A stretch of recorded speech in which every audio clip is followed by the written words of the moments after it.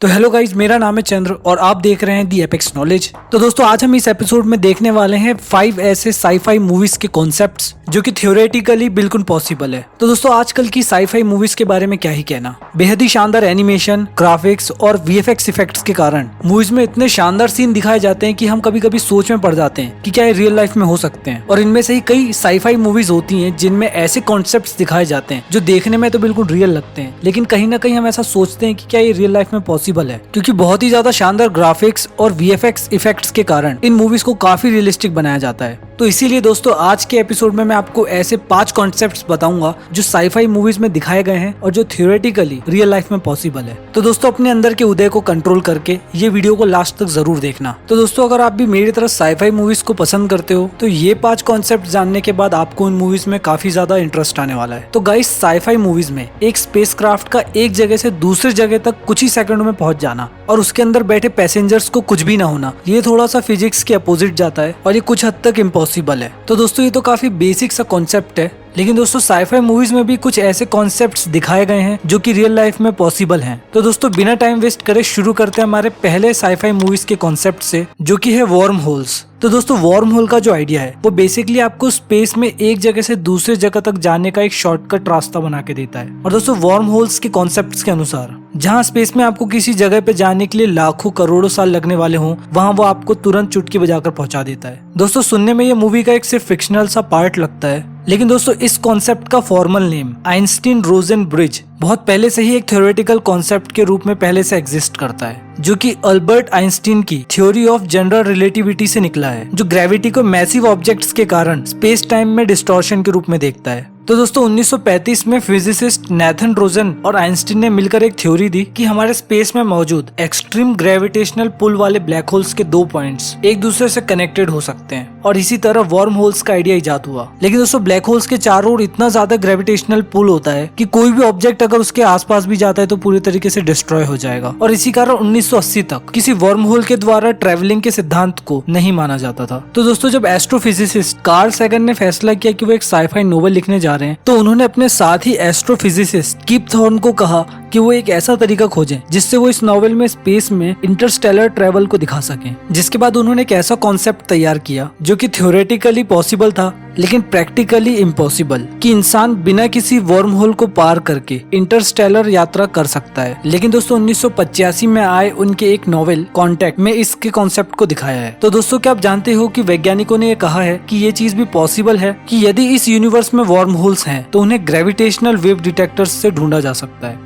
तो दोस्तों इसके बाद जो कॉन्सेप्ट है वो है वार्प ड्राइव। तो दोस्तों यूनिवर्स में कई ऐसी चीजें हैं जिसके बारे में हम जान चुके हैं और ऐसी कई चीजें हैं जिनके बारे में हमें जानना भी बाकी है, लेकिन दोस्तों ये यूनिवर्स हमारी सोच से कहीं ज्यादा गुना बड़ा है और इंसानों के लिए सबसे मेन चीज हमेशा से ये रही है कि वो स्पेस ट्रेवल करे। तो दोस्तों इंस्टेंट ट्रेवल के लिए अगर वार्म होल्स के कॉन्सेप्ट को अगर अभी थोड़ी देर साइड में रखें तो वो सबसे इंपॉर्टेंट चीज है हमारे पास लाइट की स्पीड होना। तो दोस्तों साईफाई मूवीज में दिखाया जाने वाला वार्प ड्राइव का कॉन्सेप्ट, जिसमें इंसान स्पेस में एक जगह से दूसरी जगह लाइट की स्पीड से ट्रेवल कर लेता है, थ्योरेटिकली रियल लाइफ में पॉसिबल है। तो दोस्तों बेसिकली वार्प ड्राइव एक हाइपोथेटिकल कॉन्सेप्ट है जो कि अंतरिक्ष में किसी भी स्पेसक्राफ्ट को आइंस्टीन के प्रिंसिपल ऑफ रिलेटिविटी के आधार पर लाइट से भी तेज ट्रेवल करने में सक्षम बनाता है। तो दोस्तों इसे हम थोड़ा साइंटिफिकली देखें तो हमें पता चलता है कि ये आइंस्टीन की फील्ड इक्वेशन के ऊपर काम करता है और इसके 2 मेन एलिमेंट एनर्जी और डेंसिटी है। इसीलिए गाइस इस टेक्निक को परफॉर्म करने के लिए हमें दोनों ही पॉजिटिव और नेगेटिव डेंसिटीज वाले ऑब्जेक्ट्स या पार्टिकल्स की जरूरत है, जिसके जरिए हम इस कॉन्सेप्ट को रियलिटी में बदल सकते हैं। लेकिन दोस्तों मैं आपको बता दूं कि वार्प ड्राइव के कॉन्सेप्ट को अप्लाई करने के लिए हमें बहुत ही ज्यादा लेवल पे एनर्जी की जरूरत पड़ेगी। और गाइस वैज्ञानिकों को ये लगता है कि ये कॉन्सेप्ट वाकई में हकीकत बन सकता है, लेकिन इसके लिए सबसे पहले क्वांटम लेवल पे इसका प्रैक्टिकल करके देखना होगा। और साथ ही साथ गाइस मैं आपको बता दूं कि नासा ने इस कॉन्सेप्ट के ऊपर काफी इंटरेस्ट दिखाया है और वो इसके ऊपर काम भी कर रहा है। तो दोस्तों ये बात आप सोच सकते हो कि साईफाई मूवीज में दिखाया जाने वाला ये कॉन्सेप्ट रियलिटी में हमारे लिए कितना इंपॉर्टेंट हो सकता है। तो दोस्तों अब जो नेक्स्ट साईफाई मूवी का कॉन्सेप्ट है वो बहुत ही ज्यादा इंटरेस्टिंग है, जो कि है टाइम ट्रेवलिंग। तो दोस्तों देखा जाए तो साईफाई मूवीज में टाइम ट्रेवलिंग की मूवीज भरी पड़ी हैं, जिनमें आपने देखा होगा कि जो मूवी के कैरेक्टर्स होते हैं वो मूवी में किसी टाइम मशीन का यूज करके पास्ट या फ्यूचर में टाइम ट्रेवल करते हैं। दोस्तों एग्जाम्पल के लिए मैं आपको एक मूवी का नाम बता रहा हूँ जिसका नाम है बैक टू द फ्यूचर,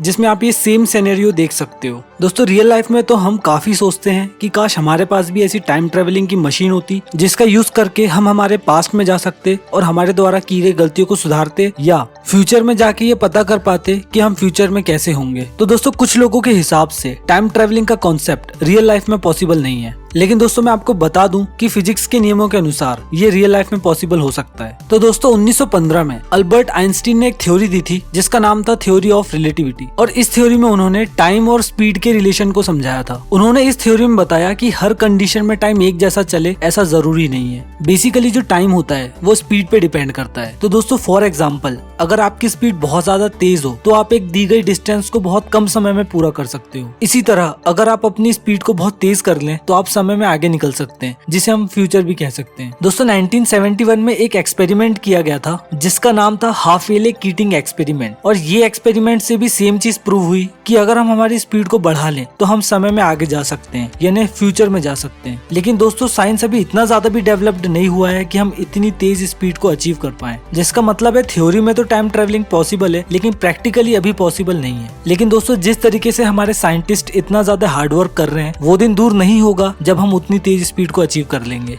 तो दोस्तों इसके बाद जो बहुत ही ज्यादा फैसिनेटिंग कॉन्सेप्ट है वो है टेलीपोर्टेशन का। तो गाइस हो सकता है कि आपने किसी साईफाई मूवीज में टेलीपोर्टेशन को ना देखा हो, लेकिन ड्रैगन बॉल जी नाम के कार्टून में आपने इसे हजारों बार देखा होगा। और गाइस मेरा पर्सनल ओपिनियन बताऊं तो फाइटिंग सीन्स में टेलीपोर्टेशन का कॉन्सेप्ट देखने में बहुत मजा आता है। तो दोस्तों बाकी कॉन्सेप्ट के जैसे इसमें टाइम ट्रेवलिंग का कोई सीन नहीं है और आप एक जगह से दूसरी जगह बिना ट्रेवलिंग के पहुंच जाते हो, और इसे ही साइंस टेलीपोर्टेशन कहता है। तो दोस्तों टेलीपोर्टेशन का सबसे बेसिक रूल ये है कि जिस भी ऑब्जेक्ट को हम टेलीपोर्ट करना चाहते हैं सबसे पहले हमें उसे डीमटेरियलाइज करना होगा, यानी कि उस ऑब्जेक्ट के सारे एटम्स को हमें अलग अलग करना होगा। लेकिन गाइस उसके पहले आपको ये जानना जरूरी है कि क्वांटम एंटेंगलमेंट के अनुसार यूनिवर्स के कोई भी दो पार्टिकल आपस में इंटरलिंक होते हैं, मतलब कि वो आपस में जुड़े होते हैं। तो गाइस जिसका मतलब हुआ कि अगर किसी जगह एक पार्टिकल की संरचना को हम बदलें तो वो हजारों लाखों किलोमीटर दूर किसी दूसरे पार्टिकल को भी अफेक्ट जरूर करेगा, वो भी उसी टाइम। जिसका मतलब है कि गाइस हम एक जगह से दूसरी जगह बिना ट्रेवल किए पहुंच सकते हैं। इसे और डेप्थ में जानने के लिए बात करते हैं फोटॉन्स की, जो ऐसे पार्टिकल हैं जिससे लाइट बना हुआ है। लेकिन दोस्तों क्या आप जानते हैं कि बहुत सारे लैब्स में 15 किलोमीटर तक फोटॉन्स को टेलीपोर्ट किया गया है बिना किसी एक्चुअल ट्रेवल के। लेकिन 2012 में ऑस्ट्रेलिया के वैज्ञानिकों ने इन पार्टिकल्स को 143 किलोमीटर दूर तक टेलीपोर्ट किया था। तो गाइस बैक टू ह्यूमंस कि क्या इंसानों को टेलीपोर्ट किया जा सकता है? तो दोस्तों इसके लिए एक ही रास्ता है कि किसी भी तरह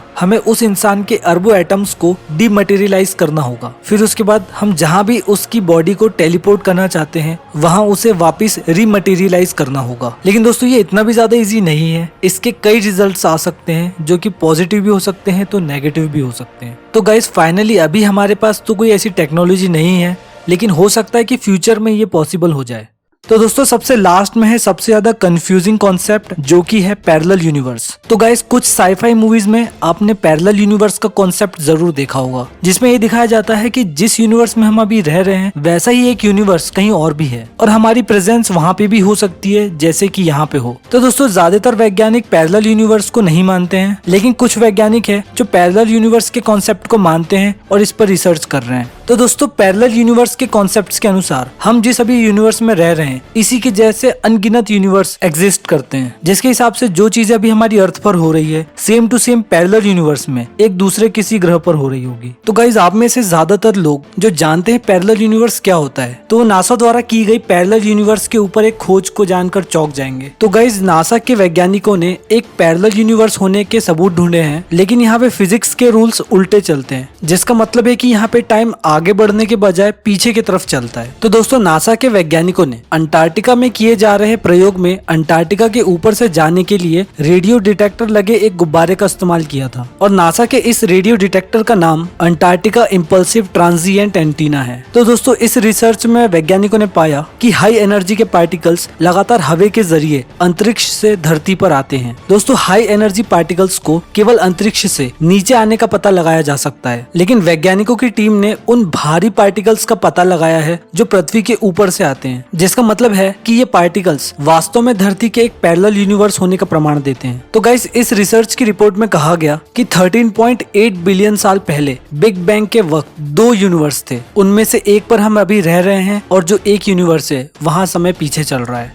तो गाइस साईफाई मूवीज में दिखाए जाने वाले ये कॉन्सेप्ट्स भले ही अभी पॉसिबल ना हो, लेकिन हो सकता है ये फ्यूचर में पॉसिबल हो जाए। तो गाइस ये फ्यूचर में होगा नहीं होगा इसकी क्या ही टेंशन लें, भाई अपन तो साईफाई मूवीज का फुल मजा लेंगे। तो दोस्तों आई होप ये एपिसोड आपको पसंद आया होगा, लेकिन दोस्तों मुझे कमेंट सेक्शन में जरूर बताना है कि आपका इनमें से सबसे फेवरेट कॉन्सेप्ट कौन सा है। और हाँ दोस्तों, अगर आप इस चैनल पर नए हो तो इस चैनल को सब्सक्राइब करने के बारे में जरूर सोचना, क्योंकि मैं डेली ऐसे नॉलेजेबल वीडियोस लाता रहता हूँ।